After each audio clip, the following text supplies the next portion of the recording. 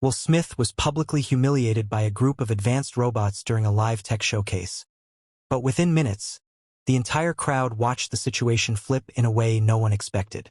Stay with this one, because what happened next wasn't just shocking, it completely reversed the narrative. The event was supposed to celebrate innovation. Bright LED screens stretched across the stage. Robotic arms moved in synchronized patterns under neon lights. Engineers stood proudly near their creations as media outlets broadcasted the demonstration live. It was a global tech summit, the kind where artificial intelligence, automation, and robotics were presented as the future. And then Will Smith walked on stage as a surprise guest. The crowd erupted in excitement. Cameras flashed. The host welcomed him warmly, explaining that he would interact with the newest generation of humanoid robots designed for conversation and adaptability. First, everything felt smooth. One robot greeted him with a handshake. Another delivered a scripted compliment about his career. The audience laughed and applauded at the novelty of the interaction. Then something shifted. A segment labeled Adaptive Humor Response activated. One of the humanoid robots tilted its head slightly and analyzed his facial features. His digital eyes flickered. Processing public persona. It announced in a metallic tone. The crowd chuckled. Conclusion. Subject often associated with overconfidence and dramatic responses. Laughter grew louder. Will smiled politely. Another robot rotated toward him. Historical data indicates fluctuating public perception metrics. More laughter. The host tried to keep the energy playful, but the tone of the robot's commentary began to feel less like clever programming and more like pointed mockery. Would you like assistance recalibrating reputation parameters? One robot asked flatly. The crowd gasped, then laughed again. It was subtle humiliation, delivered in monotone, powered by data. All eyes shifted to Will. Would he react? Would he get defensive? Would he laugh it off? He didn't respond immediately. He looked at the robots, then at the audience, then back at the robots. And for a brief moment, the room felt uncertain. Because humor from humans is one thing. Humor from machines hits differently. One of the robots extended its arm toward him again. Demonstrating emotional stability test, it said. The screen behind them displayed a live sentiment analysis graph, tracking audience reactions in real time. The crowd's amusement level spiked. Will slowly took a step closer to the robot. Can I ask you something? He said calmly. The robot's head tilted. Query accepted. He leaned slightly toward it. Who programmed your personality? The audience quieted. The robot paused, its processors audibly whirring. Personality matrix developed by engineering team based on engagement optimization. He nodded. So your humor isn't yours. The crowd murmured. He turned toward the audience.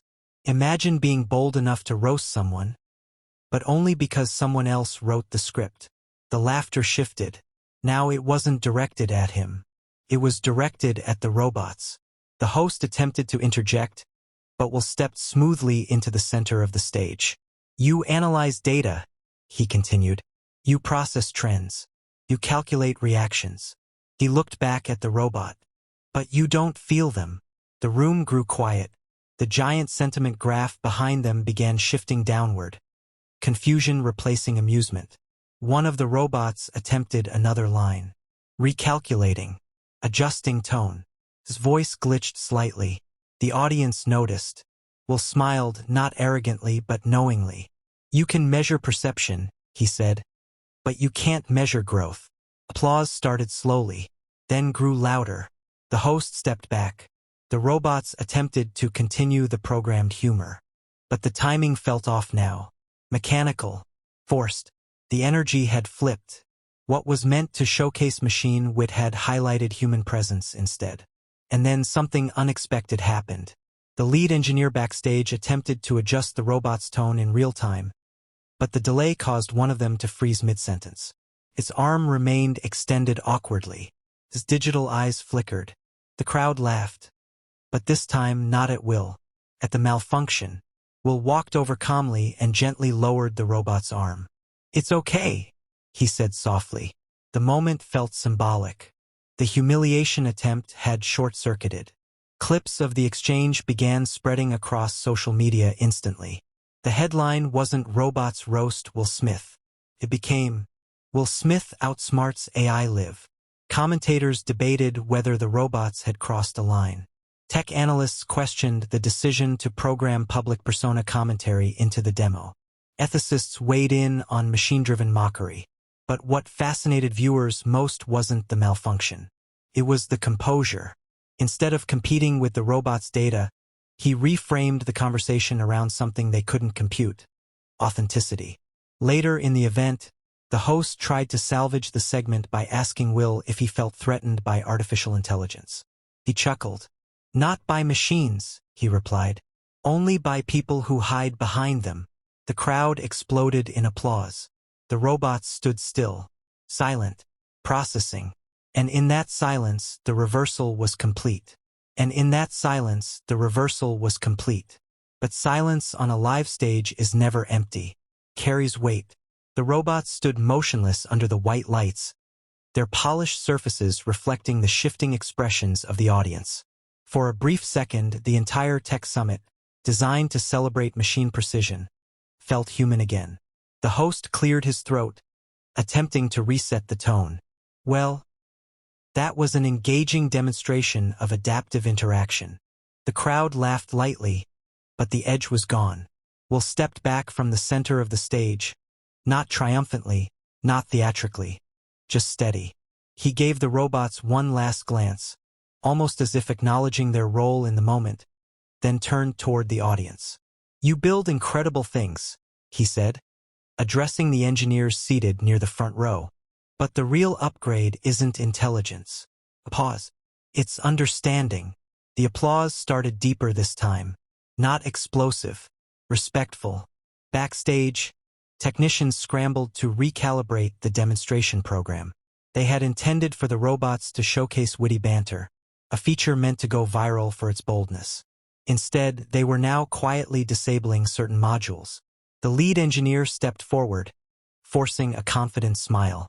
"Artificial humor still has a few beta bugs," he joked. Will nodded. Will listened. He didn't scold. Instead, he asked them what they wanted the robots to represent 5 years from now.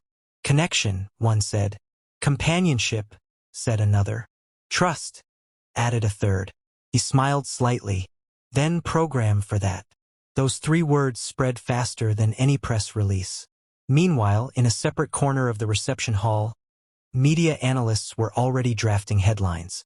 The narrative was evolving in real time. At first, it had been framed as a roast. Now it was being framed as a philosophical moment. Turning point, an unexpected dialogue about the boundaries between artificial wit and human dignity. Later that evening, during a private roundtable discussion with sponsors, the summit organizers addressed the incident directly. They admitted the risk had been intentional, an attempt to demonstrate how fearless and adaptive their AI systems were. But what they hadn't accounted for was adaptive humanity.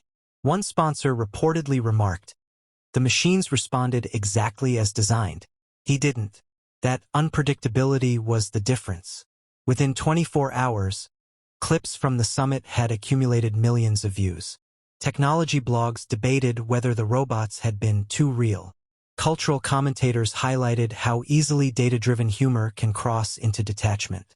Yet the most replayed clip remained simple: Will lowering the frozen robot's arm. Not aggressively, not sarcastically, just gently. It became symbolic. The moment machines stalled, humanity steadied them. Days later, an official statement from the robotics company clarified that the segment was meant to showcase edge case conversational scenarios. They praised Will for his thoughtful engagement. But the public didn't need clarification. They had already formed their conclusion. The robots didn't fail technically. They failed emotionally. And that distinction mattered. Weeks passed, but invitations began arriving for Will to speak at innovation panels. Not about entertainment, but about identity in the age of automation. At one event, he shared a reflection: "Intelligence without empathy is incomplete." The quote circulated widely. Meanwhile, the robotics company quietly updated its humor module guidelines. Internal memos emphasized context awareness, tone calibration, and ethical scripting. Because the summit had revealed something crucial. Artificial intelligence can analyze reputation. It can calculate sentiment. It can retrieve historical data in milliseconds. But it cannot read silence the way humans can. It cannot sense when laughter shifts into discomfort. It cannot instinctively recalibrate its presence without being told to. The engineers learned that engagement driven by mockery may trend briefly, but engagement driven by authenticity endures. Months later, the company unveiled a revised version of the humanoid robots at another expo. This time, the demo focused on collaboration. Instead of teasing public figures, the robots assisted in storytelling exercises, responding to emotional cues more sensitively. When asked what prompted the shift in programming direction, a spokesperson simply said, "We listened." The irony was subtle. Machines designed to process information had learned from a human example. As for Will, he never capitalized on the moment through dramatic interviews or viral monologues. He didn't frame himself as victorious. He treated it as conversation. But those who were present at the summit often recall one specific image. The sentiment graph behind him, once spiking with laughter, gradually leveling out as he spoke. Data reacting to dignity.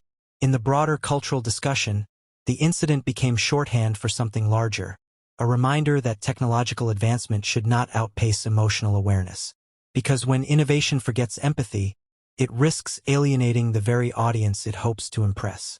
The robotics team later invited Will for a closed-door lab tour. Not as a publicity stunt, but as consultation. He walked through rows of prototypes, watched early-stage language models being tested, and spoke with developers about balance. One engineer admitted, "We wanted them to feel bold." He replied, "Bold is good, but bold without boundaries becomes noise." That statement found its way into internal training slides. What began as a public embarrassment attempt had evolved into collaboration. The reversal wasn't about humiliation turning into revenge. It was about mockery turning into dialogue. The robots had been programmed to provoke. He chose to respond with perspective, and perspective reshaped the outcome. Years from now, when people look back at that summit, they won't remember the exact jokes the robots made. They'll remember the moment the room shifted, the second when artificial confidence met authentic calm, and authenticity didn't blink. Because in a world increasingly run by algorithms, there's still one variable that can't be coded: presence. And that night, presence won.